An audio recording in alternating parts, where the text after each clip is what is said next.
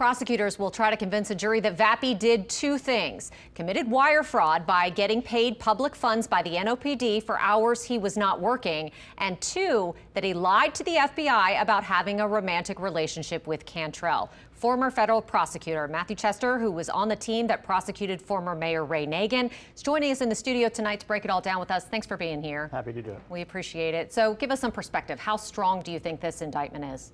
It looks pretty strong. They have kind of a multi-year scheme laid out. They have obviously text messages, photographs, kind of other evidence suggesting there was this personal relationship, coupled with, his representations of being on the clock. That's a classic public fraud, payroll fraud type case, and so on the face of the indictment, which are just allegations, it looks pretty strong. Okay, now it lays out, again, like you just mentioned, a pretty detailed timeline for how this all unfolded, so let's work through that real quick. Starting in November 2021, Mayor Cantrell was reelected, and the indictment says that that is around the time that they think the relationship got underway between the two. In mid-2022, the security team started treating the Pentalba apartment as her residence. Now, why is that significant in this indictment?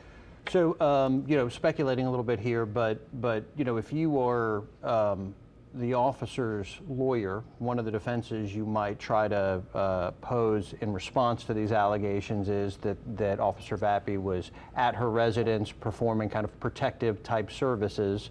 The indictment spends a couple of paragraphs talking about the fact that they don't treat residences as kind of active security type forums, right? It says they don't perform a security sweep of the Pentalba apartment before the mayor would enter it, nor do they provide protection while she is in it. So my gut tells me that they're trying to head off that sort of a defense at the pass with those allegations. Okay, now in June of 2022, Vappie sent a text to Cantrell of a picture from his journal entry that reads, quote, "I'm feeling so in love with you." And they actually included the picture in the indictment of that journal entry.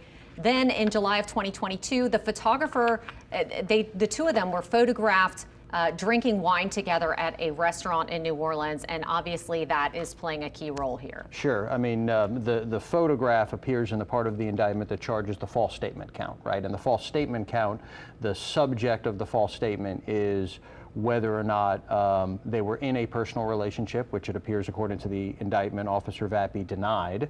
And so that photograph, the government is putting it in there, the grand jury has put it in there as kind of photographic proof that at least what's in that journal is contradicting what Officer Vappie told federal law enforcement. All right, well, I think there's going to be much more to come on this, and can't thank you enough for giving us your insight and perspective. We appreciate it. We're going to, of course, have continuing coverage as the legal process plays out. Look for the latest updates on our website, our free smartphone app, and our social media pages.